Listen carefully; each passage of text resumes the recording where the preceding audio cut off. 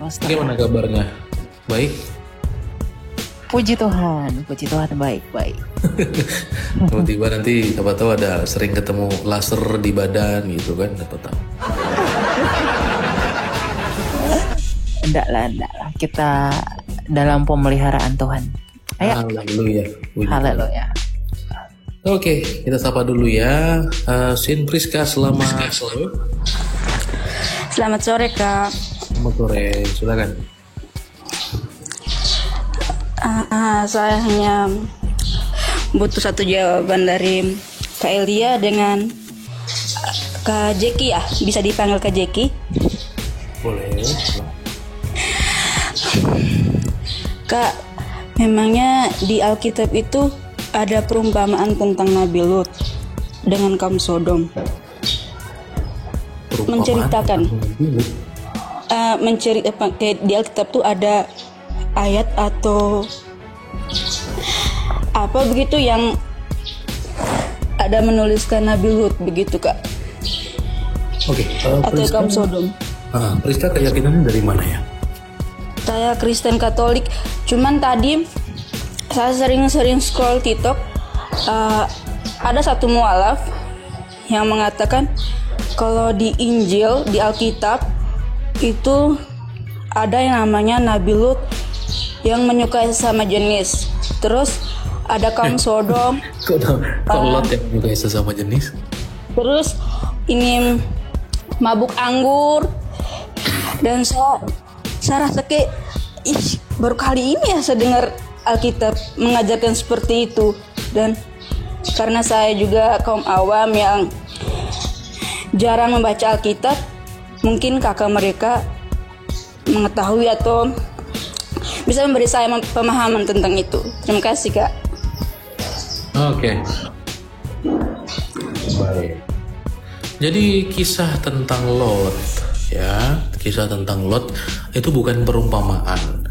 Ya, karena Alkitab itu adalah kitab yang sempurna dan tidak ada yang ditutup-tutupi.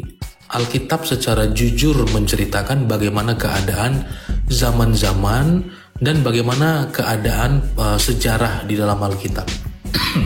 Jadi Lot dan istrinya ya, dan juga kejadian istrinya menjadi tiang garam itu bukan perumpamaan, tetapi itu memang dicatat dalam Alkitab, dalam Kejadian pasalnya yang ke-19 misalnya ya, dan seterusnya ya. Itu memang diceritakan dalam Alkitab secara jujur ya, bahwa orang-orang di Sodom dan Gomora itu adalah orang-orang yang hidup dengan nilai amoral yang sangat bejat ya, seperti itu.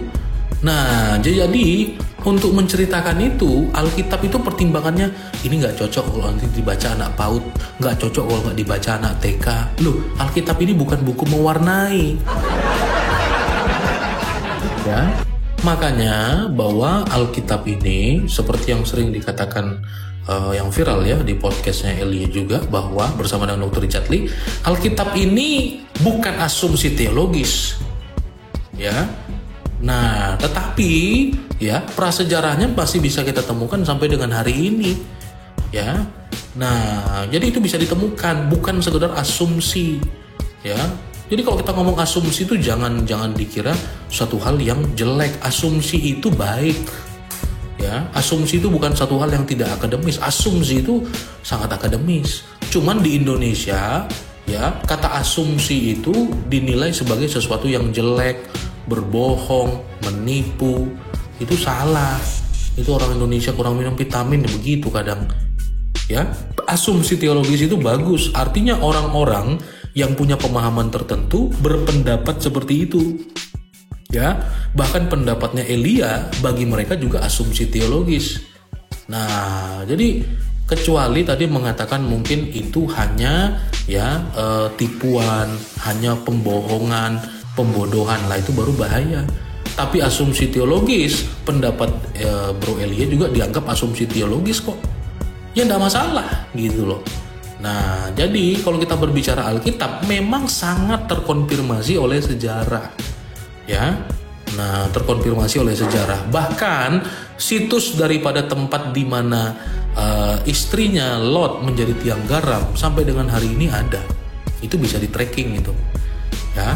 Nah itu, jadi Alkitab itu dengan jujur, dan pertimbangannya bukan bagaimana anak TK baca, bagaimana anak PAUD baca, tidak ya. Nah tetapi bagaimana Alkitab memang mencatat peristiwa itu secara jujur dan lengkap ya. Teman-teman pernah tahu ya bagaimana ada orang-orang yang bingung, atau orang-orang yang menurut saya tidak paham sejarah, yang menolak film His Only Son ya. Mereka berpendapat bahwa ini tidak sesuai, ini menghancurkan akidah, ini tidak sesuai dengan loh. Sementara film itu sudah disclaimer, film ini diambil kisah lengkap hidupnya terdapat dalam kitab Kejadian. Jadi sumbernya adalah Alkitab. Kalau ngambil sumber yang lain ya repot nanti, karena mungkin tidak lengkap. Gitu. Ya, seperti itu. Oke, saya serahkan dulu. Dari Bro Eli ada pendapat, silakan. Iya. Katakan lotnya ya, itu bukan lotnya yang melakukan itu, tapi memang orang-orang yang ada pada masa itu, yaitu peristiwa Sodom dan Gomora. Dan Lot itu dianggap Tuhan sebagai orang yang benar. Makanya teofaninya Allah dalam bentuk Malah Adonai itu melakukan diskusi dengan Lot, dengan Abraham. Ya, bagaimana, apakah bisa ini berlalu atau tidak gitu. Dan ternyata memang dihanguskan sama Tuhan karena penyimpangan dan dosa pada masa itu, yang menunjukkan bahwa memang penduduk Sodom dan Gomora pada saat itu sudah jauh dari nilai moral yang sesuai dengan standar Tuhan. Bukan Lot yang melakukan ya gitu.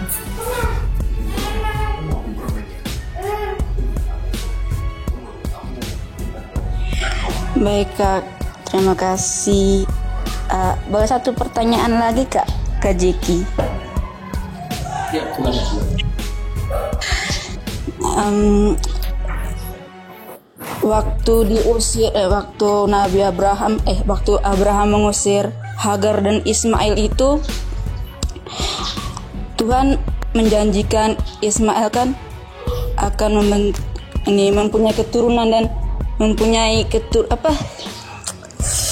keluarga yang besar. Jadi waktu Ismail itu mempunyai kenapa kamu menyebut Abraham itu nabi? Kenapa kamu menyebut Abraham itu nabi? Aku agak apa ya? Kenapa? Katanya yang sebelah nabi, kok kita kan bukan nabi ya kan, Abraham itu. Iya, lalu kenapa kamu menyebutnya sebagai nabi?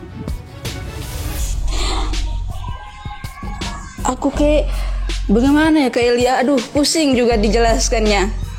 Karena hampir sama semua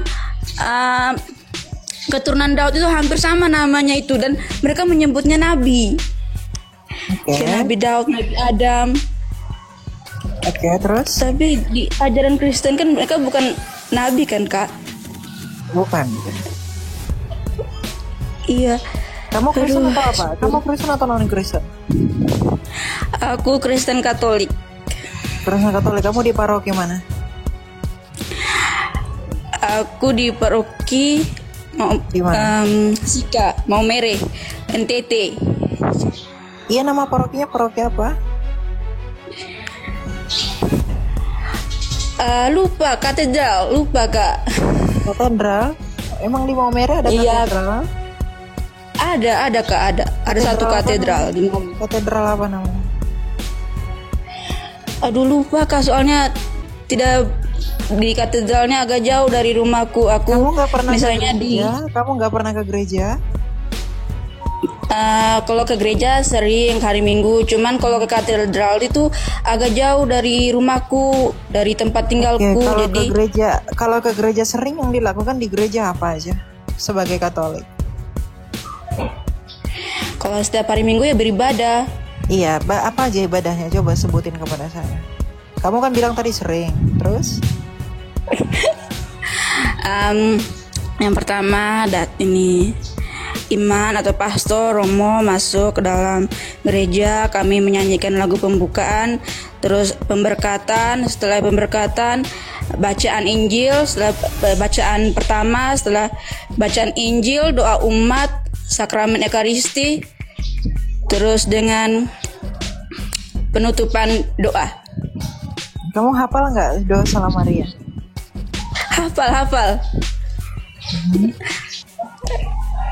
Coba. Mau aku baca? Salam Maria penuh rahmat, Tuhan sertamu. Terpujilah engkau di antara wanita dan terpujilah buah tubuhmu Yesus. Santa Maria Bunda Allah, doakanlah kami yang berdosa ini sekarang dan waktu kami mati. Amin. Bagus. Oke, silakan tanya kembali. Kenapa? Ada apa dengan Abraham? Abraham itu kan Hagar itu sebagai hamba ya kan Kak. Lalu Hagar mendapat keturunan dan menamai dia Ismail. Okay. Ismail itu dia kan mempunyai anak dan terdapat 12 suku itu kan tercatat di Alkitab. Dan setelah itu kan tidak ada lagi pembahasan tentang ke-12 suku anak Ismail itu Kak. Jadi mereka itu di mana sukunya? Kalau sekarang tuh kayak di negara apa begitu? Ya, jadi di manakah ke-12 suku bangsa yang dijanjikan kepada Hagar itu sudah berasimilasi dalam artian sudah kawin campur dengan suku-suku yang lain. Kalau kita melihat kenapa sih keturunannya Ismail itu tidak dicatatkan dalam Alkitab secara detail, karena memang di dalam kitab Kejadian perjanjian itu hanya diberikan di dalam anaknya dari Ishak. Makanya disebut Allahnya Abraham, Ishak dan Yakub. Jadi perjanjian Allah itu memang diikat dengan Isa yang berasal dari Sarah yang merupakan istri sah dari Abraham, bukan dari Ismail. Tapi sekalipun demikian Ismail tetap diberkati.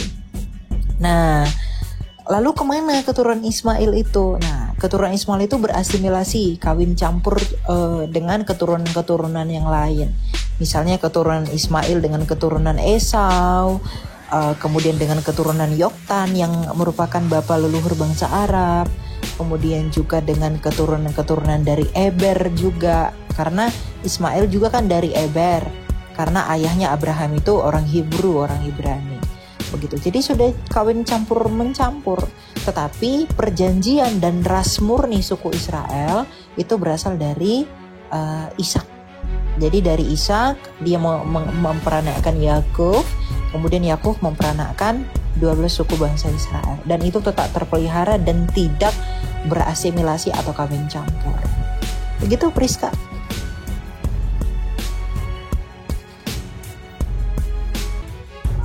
Ya Kak, makasih ya Kak. Aku mau panggil Kak Elia, tapi Kak Elia masih umur 19 tahun. Panggil Elia aja ya. Enggak apa-apa. Enggak apa-apa. Kak, oke. Ada lagi yang mau kamu tanya? Cukup dulu ya, Priska. Iya Kak, terima kasih atas waktunya. Ya, Tuhan berkati kamu ya. Iya Kak.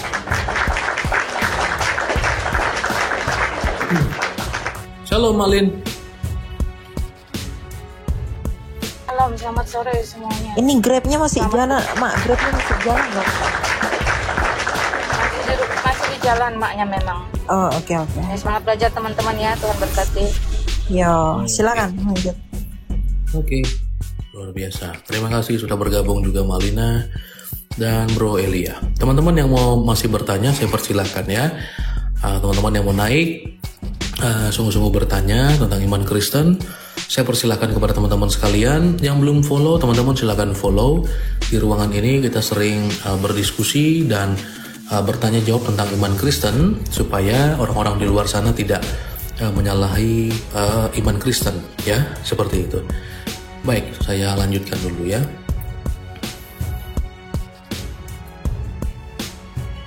Oke. Ya, Satria, selamat sore. Selamat sore. Ya, silakan. Berarti sama Elia mau bertanya sama juga Mas Eki, juga Mbak Lina tentang Abraham. Ya, silakan. Suaranya kayaknya agak kresek ya. Halo, jelas gak suaranya? Jelas gak? jelas sih, cuman ya agak mendesis. Tapi nggak apa-apa, pelan-pelan aja, silakan. Melanjutkan tentang Abraham tadi, Ismail ya.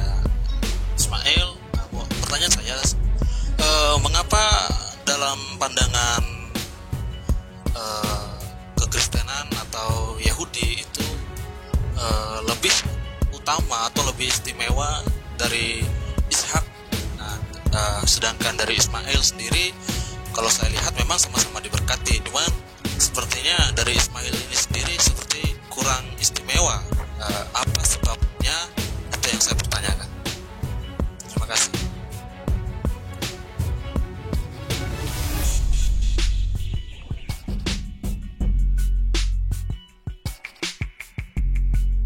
Ya, Pastor mau jawab apa, Pastor? Halo? Sebentar, Jin. Saya lagi ganti galon. Oke. Oke, kenapa sih dalam pandangan Yahudi dan Kristen itu lebih mengistimewakan Ishak daripada Ismail? Sebenarnya juga enggak ya. Karena fokusnya kita itu adalah kepada janji yang diikat itu loh. Jadi Allahnya Abraham, Ishak dan Yakub itu mengikat perjanjiannya dengan Ishak. Ya, jadi dia mendasarkan perjanjiannya itu tentang apa? Tentang kedatangan Mesias itu dari jalurnya Ishak. Dan Ishak ini merupakan anak yang datang dari Sarah, bukan dari Hagar. Nah, jadi Kristen dan Yahudi mengistimewakan Ishak itu karena memang Allah memilih Ishak menjadi tempat atau muara datangnya sang Mesias itu. Makanya orang-orang Yahudi dalam hari raya perayaan Rosh Hashanah itu selalu mengagung-agungkan nama Ishak dengan Abraham, tidak pernah menyebutkan Ismail. Karena memang yang mereka tunggu-tunggu itu dari tunas Daud. Dari tunas Daud itu dari siapa? Daud itu kan orang Yehuda. Orang Yehuda itu anaknya Yakub, dan Yakub ini dari Ishak. Jadi memang dalam pandangan Kristen dan Yahudi, Ishak ini yang lebih istimewa daripada Ismail. Karena perjanjian itu Tuhan ikatkan kepada Ishak. Perjanjian mengenai apa, Elia? Mengenai sang Mesias yang akan datang. Terlepas dari perbedaan penafsiran mesianik dalam keyahudian dan kekristenan, tapi keyahudian dan kekristenan itu sama-sama sepakat bahwa sang Mesias atau Raja Mesias itu datang dari tanggulnya Ishak yang kemudian turun dari Daud, begitu, dari Yehuda, gitu. Oke, berarti sebab utama spesialnya itu adalah janji yang diberikan Tuhan. Iya, gitu ya. Betul. Saya tanya juga, apakah keturunan dari Ismail ini ada kisah-kisah atau historis juga yang dicatatkan dalam keyakinan Kristen atau Yahudi sendiri? Mengenai Ismail itu tidak dicatatkan secara detail, bro. Itu berakhir di dalam kitab Kejadian pasal berapa ya itu ya, yang menyatakan bahwa Ismail itu akan diberkati oleh Tuhan. Oke, sampai di situ. Setelah itu tidak ada lagi mention tentang Ismail, meskipun ketika Abraham mati, Ismail dan Ishak itu sama-sama menguburkan ayahnya. Gitu. Jadi tidak ada lagi ungkapan atau narasi mengenai Ismail. Tetapi dari Ishak itu tetap dilanjutkan karena Tuhan itu ingin menggenapi janjinya yang diikatnya kepada Abraham di dalam anaknya yang tunggal, yaitu Ishak. Gitu. Oke, saya paham. Oke, itu aja yang mau saya tanyakan. Mungkin teman-teman di bawah yang lain ada yang ingin bertanya. Oke. Terima kasih banyak. Ini Elia, Lina Wijaya, sama Mas Diki, waktunya ya dan kesempatannya. Ya, terima kasih. Thank you, bro. Oke, teman-teman, kita lanjut dulu ya. Terima kasih ya semua rekan-rekan. Kita lanjutkan dulu. Ya, shalom semua teman-teman yang sudah bergabung. Terima kasih teman-teman yang belum saling follow, silakan follow ya. Dan teman